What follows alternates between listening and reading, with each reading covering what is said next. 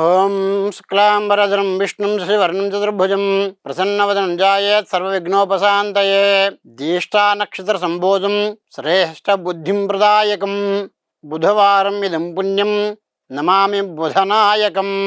ఓం శ్రీ గురుభ్యో నమః. భక్తి టీవీ మరియు కొలుగూరి న్యూస్ వీక్షకులకు శుభోదయం. నేను మీ గాయత్రి శర్మ. ఈరోజు ఫిబ్రవరి 11, 2026 బుధవారం. మాఘమాసంలో వచ్చే ఈ దశమి తిథి చాలా మంచిది. దశమి నాడు ఏ పని మొదలుపెట్టినా దశ దిశల విజయం కలుగుతుందని శాస్త్రం చెబుతోంది. అయితే ఈ రోజు జ్యేష్ఠ నక్షత్రం ఉంది.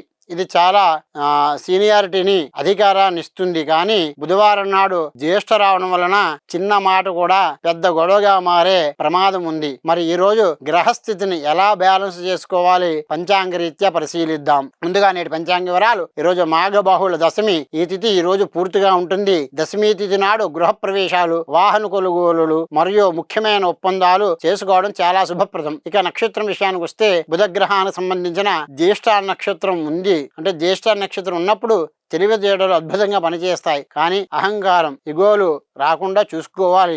ముఖ్యంగా అన్నదమ్ముల మధ్య సఖ్యత అవసరం. ఈ రోజు బుధవారం కాబట్టి మధ్యాహ్నం వేళ కాలపురుషుడు కొన్ని అడ్డంకులను సృష్టించాడు. ఆఫీసుల్లో పనిచేసేవారు ఈ సమయాలను ఖచ్చితంగా గమనించాలి. బుధవారం నాడు మధ్యాహ్నం 12 గంటల నుండి 1:30 వరకు రాహుకాలం ఉంటుంది. సరిగ్గా మధ్యాహ్నం భోజన సమయంలో లేదా బిజినెస్ మీటింగ్ జరిగే సమయంలో ఈ రాహుకాలం వచ్చింది. ఈ సమయంలో కొత్త ప్రయత్నాలు చేయకండి. ఈరోజు ఉదయం 11:50 నుండి 12:30 వరకు కూడా సుమారుగా దుర్ముహూర్తం ఉంటుంది. గమనించారా? ఉదయం 11:50 నుండి దుర్ముహూర్తం మొదలైతే అది పూర్తి కాకముందే 12 గంటల వరకు కూడా రాహుకాలం మొదలవుతుంది. అంటే ఉదయం 11:50 నుండి మధ్యాహ్నం 1:30 వరకు కూడా సమయం అసలు బాగోలేదు. ఈ సమయంలో మౌనంగా ఉండండి.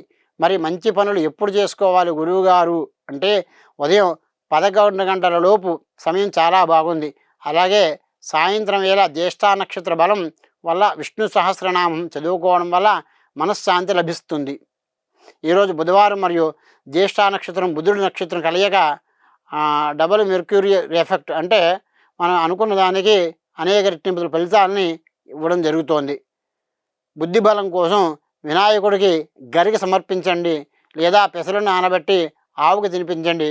గొడవలు రాకుండా ఉండడానికి జ్యేష్ఠ నక్షత్రం ఉంది కాబట్టి విష్ణు ఆలయం దర్శనం చేయండి లేదా ఓం నమో నారాయణాయ అని స్మరించుకోండి. పెద్దవారిని గౌరవించండి.